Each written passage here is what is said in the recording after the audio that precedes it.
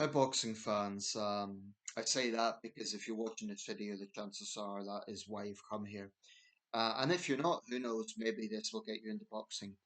Um, I I felt the need to make this one because, or I felt like making it because I watched a television film on YouTube about Jack Dempsey earlier today. Now you could tell it was a TV film, but it starred the late Treat Williams, and I thought he was very good at the role. It's a decent film, about 2 hours 20, features the famous fight with Louis Firpo, among others. It shows his genuine rags to riches story, so it's a decent film. Made in 1983, which I think was the same year Dempsey died. The other thing is, of course, uh, the post Usyk fight, the analysis around that. A lot of people already actually calling Usyk the GOAT, the greatest of all time. I'm not sure if I go that far, but I think he's definitely an astonishing fighter, the best of his generation. So yeah, I've very much been in a boxing mood. I also watched Creed 3 the other day, which to my mind is the best of the Creed trilogy of films by Michael B. Jordan. It's a good movie, good sports drama. Okay, so what I'm going to do here is rank the guys who I consider to be the top 15 heavyweights of all time. Now, this is not set in stone. A year down the line, I could change this yet again. Some of the names I'm pretty solid on. That is to say, for me, they're absolutely secure in the top 10. But when it gets to the second half of that top 10, it gets a little bit tricky. And there are names that could easily be switched around here. Now, disclaimer, I am not including Gene Tooney, Ezra Charles, and Billy Conn. Three great fighters. The simple reason is, although they did fight as heavyweight, they tend to be associated more at light heavy, and although they had achievements at heavyweight, Ezra Charles especially, arguably excelled more at light heavyweight. So for that reason, and simplify the list, I'm going to exclude them. If I had a list of light heavyweights, they would unquestionably be probably in the top five, along with Archie Moore, um, and probably Roy Jones Jr. So that's the only reason I'm not going to be mentioning Gene Tooney, Ezra Charles, and Billy Conn. Um, One of the things about the sport of boxing, particularly the heavyweight division, it lends itself to rankings more than most other sports. There's so much room for good-natured debate on which fighters should rank where and why. There's fighters I feel consistently get overrated, and there's fighters I feel get consistently overlooked. Um, Off the top of my head, Vladimir Klitschko, to my mind, routinely gets overlooked. Mike Tyson routinely gets overrated. So just know, so you know where I lie with that. Although both still make my list. Um, I'm going to be given reasoning for why I rank these guys where I rank them. Like I say, it could change, but this is something I do give a lot of thought to. The heavyweight division gets more attention than most boxing divisions. Although, the middleweight division gets a fair bit of attention as well, because it's had some incredible fighters, and the welterweight division. Myself, I would be a natural middleweight. I put on a bit of weight actually. I've had one charity fight, so very limited experience, but I have been in the ring. And I would have been a welterweight had that been professional. Um, Without further ado, I'm just going to go through this list. I tend to think of my top fighters, I tend to think of that top 10 block.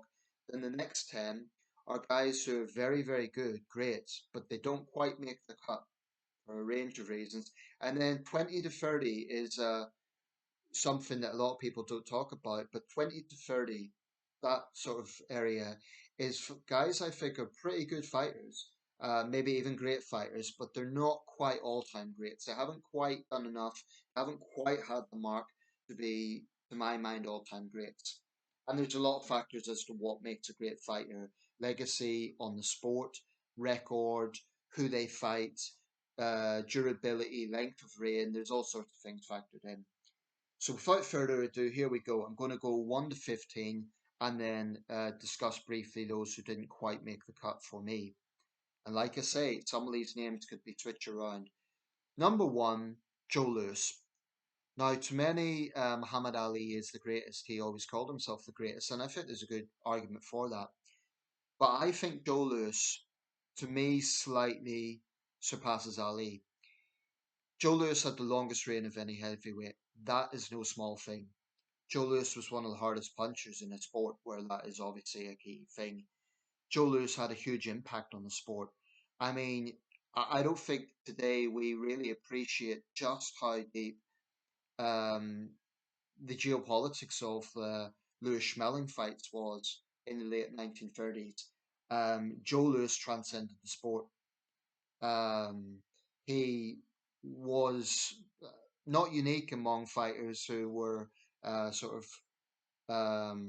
poster boys, I suppose, for World War II, but he was one of them. There were other fighters like Barney Ross and others. But Joe Louis was very much an image of that World War II recruitment drive. So he's associated with World War II in that sense. Um, his record was incredible. He took on everyone. There was a derogatory term, the Bum of the Month Club, which Lewis himself didn't really like. Um, Another important thing with Joe Louis, unlike Muhammad Ali and Jack Johnson, he was not outspoken. He didn't gloat over opponents. He didn't trash talk. Um, but that doesn't mean that Lewis was kind of a stooge of the white establishment. Joe Louis felt the bitterness that all black fighters did at the time. He conducted himself with such dignity and I think his legacy is phenomenal. I think although Ali called himself the greatest, I think he had respect for Joe Louis. When Rocky Marciano beat Louis, he broke down in tears of remorse. Very few fighters have that sort of impact. So to my mind, I don't really have a problem saying Joe Louis, greatest heavyweight of all time, an incredible fighter. There was a song at the time, I don't know who performed it, but it was on a documentary, Storyville, I believe it was, about the Louis Schmeling fights, and simply called Joe Louis Was a Fighting Man. Um, and it goes something like this. I'm going to embarrass myself here, but let us talk about the brown bomber. Let us talk about the brown bomber. Joe Louis was a fighting man. Goes like that. Um, I don't have a slideshow. I did try making a slideshow, but that isn't going to happen today because the tools I was working with, it turned out to be just a slideshow for photography sake, not for a video. Joe Louis, to my mind, the greatest heavyweight ever.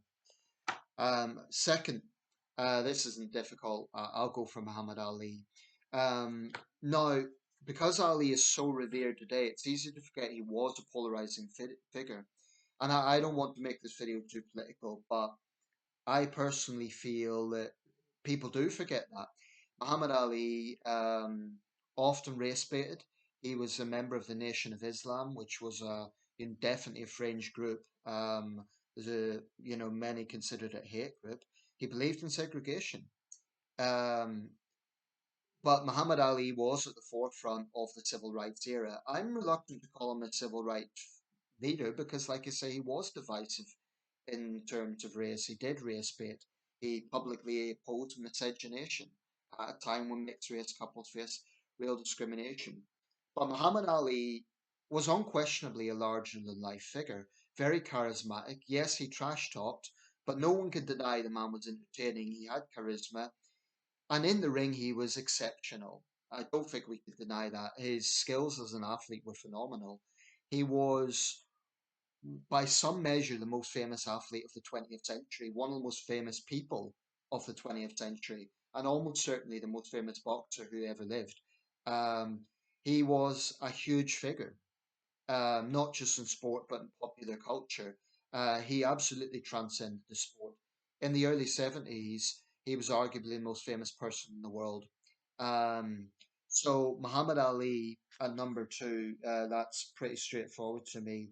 The greatest I put at number two, but I wouldn't argue too strongly against Ali being number one. That's his famous anchor punch over Sonny Liston. The great thing about Ali as an athlete, I've mentioned I find his politics questionable, but the great thing about Ali as an athlete was his ability to adapt to pretty much any fighter he faced. His versatility. Ali could arguably have beaten any heavyweight in any era in history because of what he could do. Points against Ali, he did fight too long. He should not have been fighting in the early 80s. And people could say, they could condemn the guys who fought him, but in the end of the day, Muhammad Ali made that choice. And it unquestionably had an effect on his Parkinson's. That was sad to see. So he did fight too long. You know, Muhammad Ali was beaten by a largely inexperienced Leon Spinks. That's why I'm reluctant um, to put him at number one. He really shouldn't have been in that fight. Um, Also, there's a well, actually, go on to. I was going to make a comment about the Rumble in the Jungle. Ali also took part in the most famous fights of all time. So so much with Ali is just connected to greatness. I mean, that cannot be denied. Um, he transcended the sport. He had a huge influence on the sport. Well beyond the sport. So yeah, Muhammad Ali number two. Number three is the man who beat Muhammad Ali in a computer simulation and who was undefeated. The great, the legendary Rocky Marciano, the Brocken blockbuster. Um, Let me just get some images here. Like I say, these guys don't need any introduction, but it just makes the video a little bit more colourful, I think. The Brockton blockbuster, there's a famous image of his Susie Q being utilised against, I think in this case, it's Jersey Joe Walcott. Marciano had a terrifying punch, punched like a sledgehammer. He wasn't a huge guy, but he punched like a sledgehammer. Shared my birthday actually, born September the 1st, 1923, 49 and 0. To this day, Rocky Marciano remains the only heavyweight champion who was undefeated. Um, a few of those fights there was controversies. Maybe Marciano shouldn't have got the decision, but the record is the record, and he was undefeated. Now that's something special. If there's any points against Marciano, some would argue his era, the 1950s, wasn't the best, and that Joe Louis and others were already getting older by that point. But he beat Izard Charles, he beat Jersey Joe Walcott, great fighters. Um, 49 and 0 speaks for itself. So for me, I think there's been a tendency in recent years to downgrade Marciano, to say, oh well, the quality of his opponents wasn't the best, and maybe it wasn't. But I think the undefeated status it's not a small thing. So for me, Rocky Marciano, the Brockton blockbuster, number three. Number four, and this is where perhaps names can get switched about a bit. But number four, I give to the great George Foreman, Big George Foreman, who sadly passed away earlier this year. Ring Magazine had not Ring Magazine, Boxing News had a special tribute to George Foreman. Um, let's get a few more pictures of Big George. He famously, when he won his Olympic medal, he waved a little American flag, which endeared him to the American public, but not necessarily the black community who felt that he was selling out to the white establishment, which I think was unfair. The film made a couple of years ago, but George Foreman was pretty watchable. Um, Foreman had a very colourful life. This was a guy who was feared. He was known as a street thug, essentially. He'd been in sort of correctional homes. In the late 60s, early 70s, he was a force to be reckoned with, one of the hardest punchers in boxing history. Within the heavyweight division, only Ernie Shavers, possibly Joe Louis, um, only a handful of others can rival George Foreman for the force of his power. Uh, when he faced Ali in the Rumble in the Jungle, there was genuine fears for Ali's safety. The rope-a-dope thing, it remains controversial. There is an argument that had Foreman and Ali had 10 fights, Ali would have won one and Foreman would have won nine. But he lost and Ali won, and that is the record. But I think Foreman's remarkable achievement was coming back in his forties, in his late forties, and winning the world heavyweight title against a younger, very capable fighter, Michael Moorer, in 1994. To me, George Foreman becoming the oldest heavyweight champion is just as impressive as Mike Tyson becoming the youngest heavyweight champion. Big George Foreman, a tour de force, remarkable fighter. Not a perfect career. If there's any points off Foreman, it was a bit inconsistent. And after the loss to Ali, he had something of a hiatus. And Foreman, did lose to some guys who were not exceptional. So Foreman's record wasn't perfect, but he did have, he was a remarkable fighter, and I do think he done enough to warrant a spot in the top 10. Now, number five, I rank Vladimir Klitschko. Like I say, I believe the Klitschkos, both of them, are criminally underrated. So many studies you will see, so many top 10 polls just leave the Klitschkos out. I don't know why. I suppose I'll just get this out of the way. The points against the Klitschkos is they weren't in the best era. The guys they beat weren't exceptionally, not all-time greats. But for me, Vladimir Klitschko, the fact that his reign was so dominant, only Joe Louis had a longer reign. That, to me, has to count for something. Vladimir Klitschko, to my mind, is the greatest heavyweight of the 21st century. Criminally underrated. Here we have both Klitschko brothers. Um, Criminally underrated. Also incredible sportsmen, very high ring IQ, both of who held PhDs. They carried themselves well, they didn't trash talk. They carry that sort of great sportsmanship of Ukrainian fighters. USYK has it as well. There's just no need to trash talk. They do their talking in the ring. Um, I just think that if Vladimir Klitschko's name was Mike Smith or Dave Jones, he would be better appreciated by a lot of these lists, which let's face it, are compiled in the United States and the UK.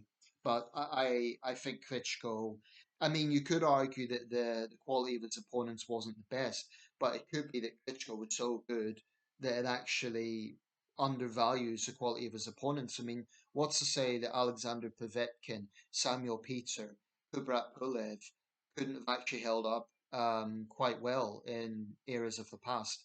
I think it's just that Klitschko was so dominant that um, it's almost like Marciano being so dominant in his era. Um, the other thing I would say about Klitschko, even when he was finally defeated by Fury and Joshua, he gave them competitive fights. In the case of Joshua, that's one of the best heavyweight bouts of recent times. And, Joshua was down in that fight. So against Klitschko, who at the time I think was either in his late 30s or early 40s.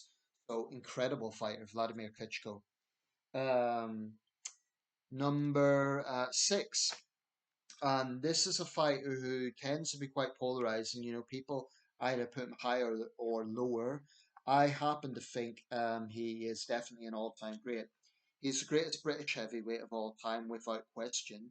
Lennox Lewis, the Lion, um, the pugilist specialist. Lennox Lewis is a phenomenal fighter, and he's one of those guys who, at his best, arguably could have beaten any heavyweight in history. I think Lewis would have even given Ali trouble. I think he was an exceptional fighter. Um, Born September 2nd, so almost on my birthday. Lennox Lewis, greatest British heavyweight of all time. He brought the heavyweight crown to Britain for the first time since Bob Simmons in over a century. Um, when he beat Evander Holyfield. Lewis is charismatic. Lewis is one of the hardest punchers. Lewis is a big guy, but also had versatility, which is not often a combination you get. I rank Lewis very high. If there's anything that takes points off Lewis, he lost fights that he shouldn't have lost. He should not have lost to Hazim Rahman and Oliver McCall. Now, he did avenge those losses, but do they sully his legacy? No, not really, but there's not really a reason why he should have lost, and perhaps he was too complacent. But nevertheless, I rank Lennox Lewis very high. I have him at sixth. Um, so number seven, my list. Let's see if I could get an image of the man. Larry Holmes, the Eastern Assassin. Fantastic fighter, very dominant fighter, and it's often said if he did not have to follow Ali onto the stage, he would probably have got more credit.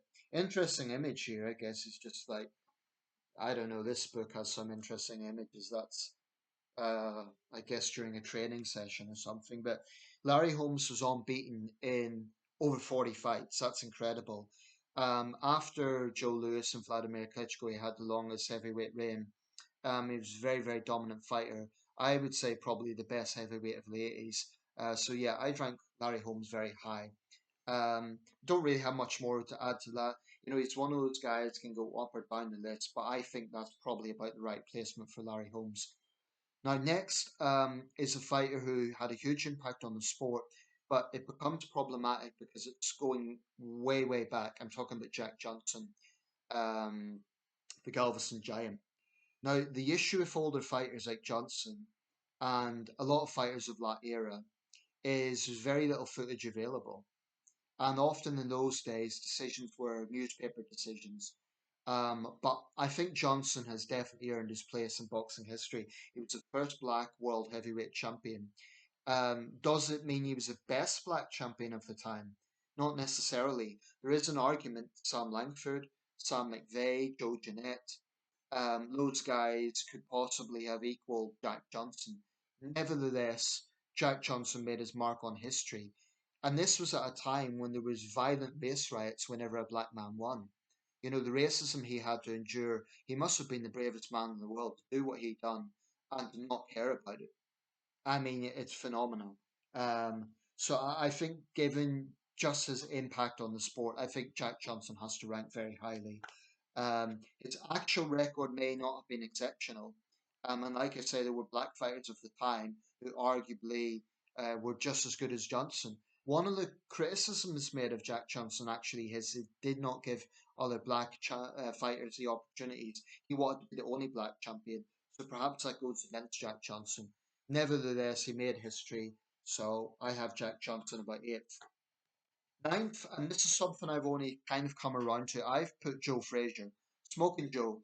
Honestly, for a while I'd thought, is Frazier slightly overrated? Is Frazier often put in the top 10 where maybe he's a little bit overrated? But you know what? I've reconsidered this. Joe Frazier was an exceptional fighter. He didn't have a particularly long career compared to some. He had, I think, 38 fights. Some of the other names on this, had 50, 60, 70 fights.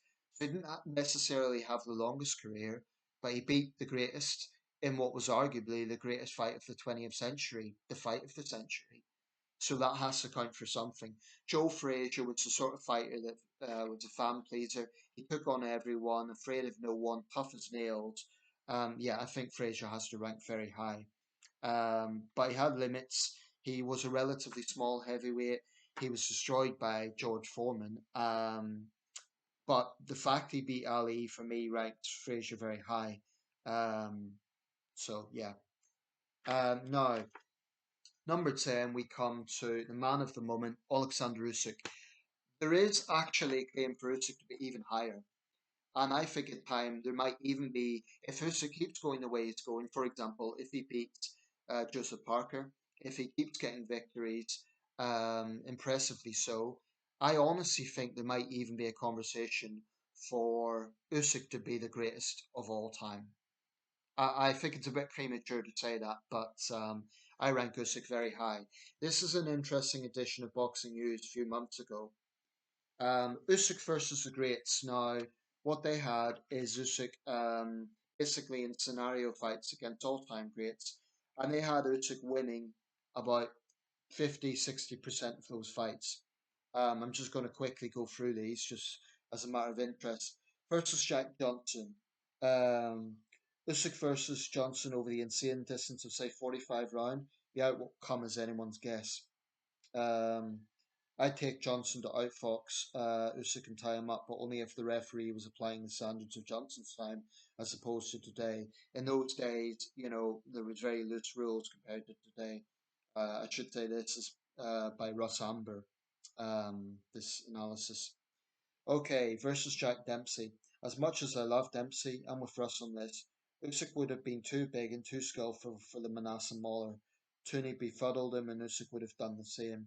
Um, so this is actually the boxing news journalist just going by.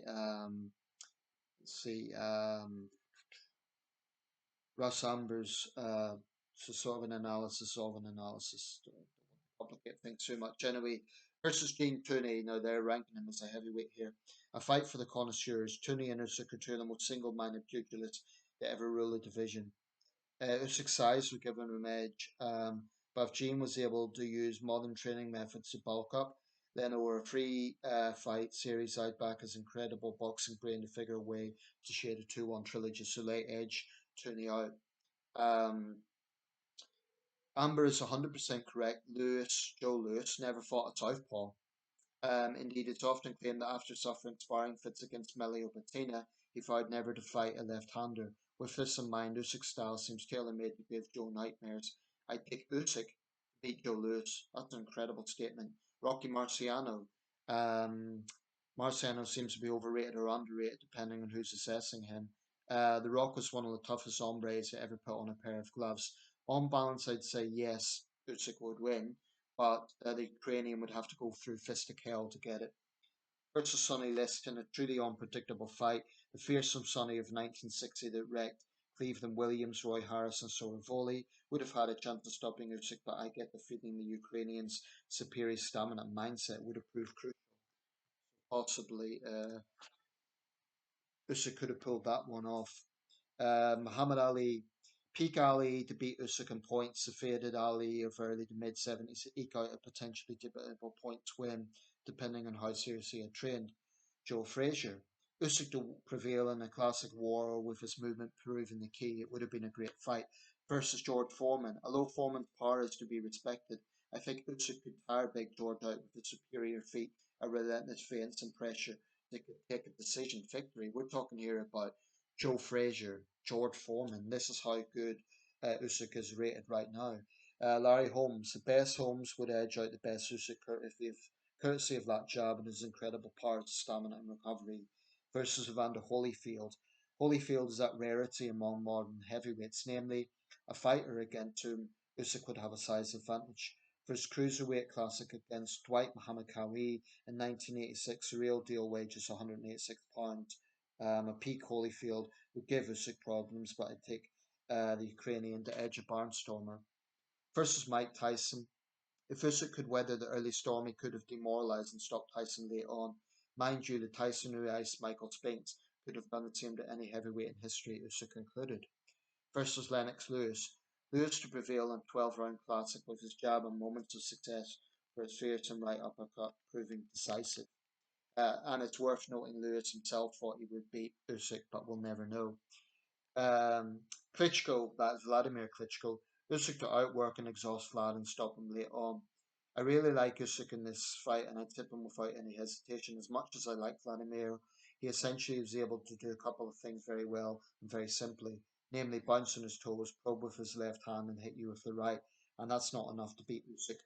That's possibly true. Usyk possibly, as much as I like Klitschko, possibly has a greater range of skills. Now, then we come to number 11, Evander Holyfield. For the sake of time, I'm not going to go through the remaining pictures here.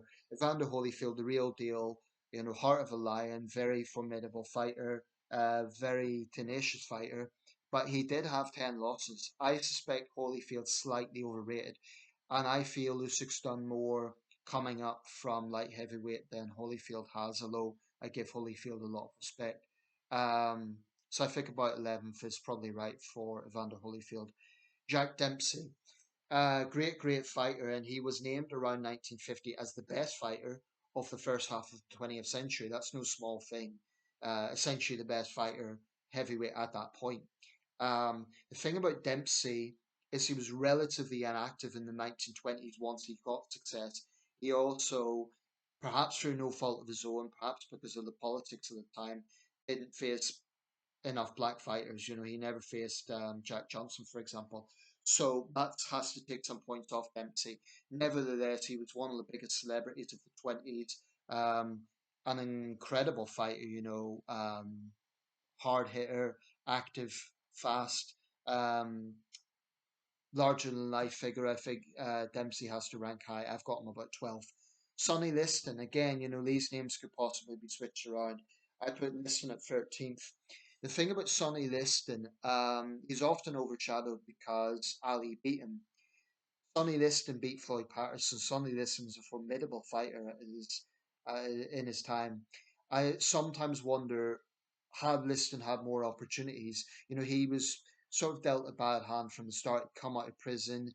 he wasn't really given a chance by anyone. I sometimes wonder in a different context, Sonny Liston being one of the greatest of all time, but for whatever reason, he just didn't quite make the cut for me. I just feel like Liston didn't quite fulfill his full potential. Mike Tyson, now this for me is, I put Tyson at 14th. Here's the thing, Mike Tyson became the youngest heavyweight champion of all time. That's a major achievement. In the late 80s, he was formidable, he was powerful, he was fast. You know, he often defeated fighters famously before the fight even began with this menacing aura. But I do believe Mike Tyson is massively overrated. You know, he beat an aging Larry Holmes. He beat Michael Spinks, who was come up from light heavyweight. I, honestly, I think that was Tyson's limit.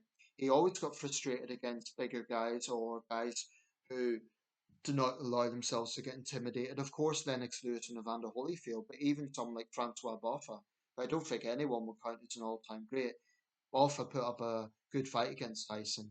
Even during its peak, Tony Tucker gave Tyson a competitive fight. I don't believe Tyson was as indestructible as his fans claim.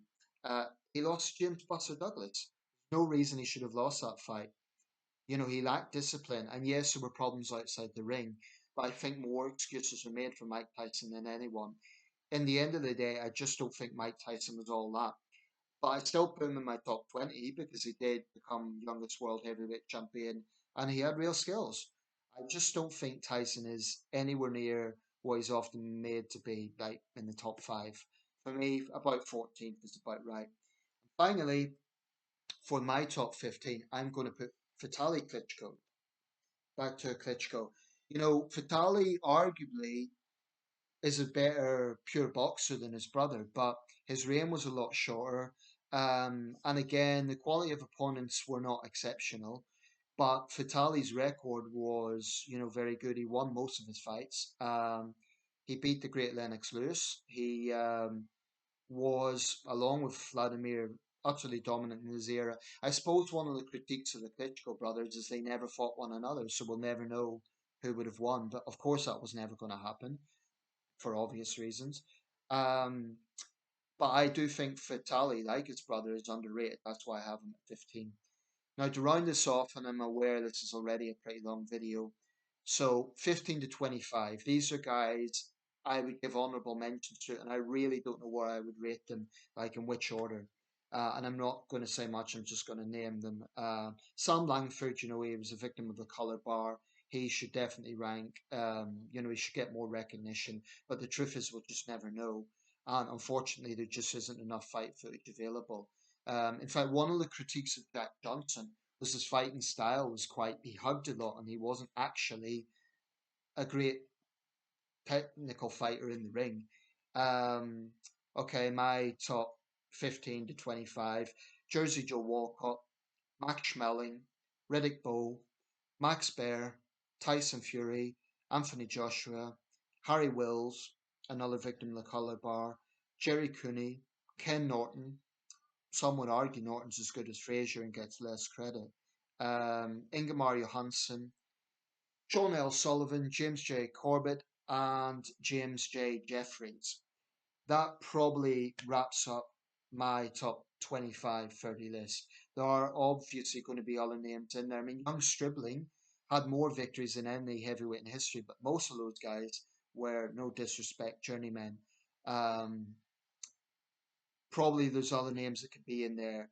But just to cap it off, once again, this is my top 15. 1. Joe Louis. 2. Muhammad Ali. 3. Rocky Marciano. 4. George Foreman.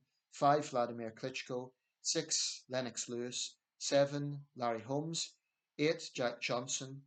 9. Joe Frazier. 10. Oleksandr Usyk. 11. Evander Holyfield. 12. Jack Dempsey. 13. Sonny Liston. 14. Mike Tyson. 15. Vitali Klitschko. And Floyd Patterson, I'd also have in rounding off 15 to 25. Okay, I'll leave it there. Let me know your thoughts. It has been a long video, but you know, a lot of discussion involved. Who do you rank as your top 10 heavyweights of all time and why? Hopefully in the future I'll be able to do a slideshow. We'll see how this works out.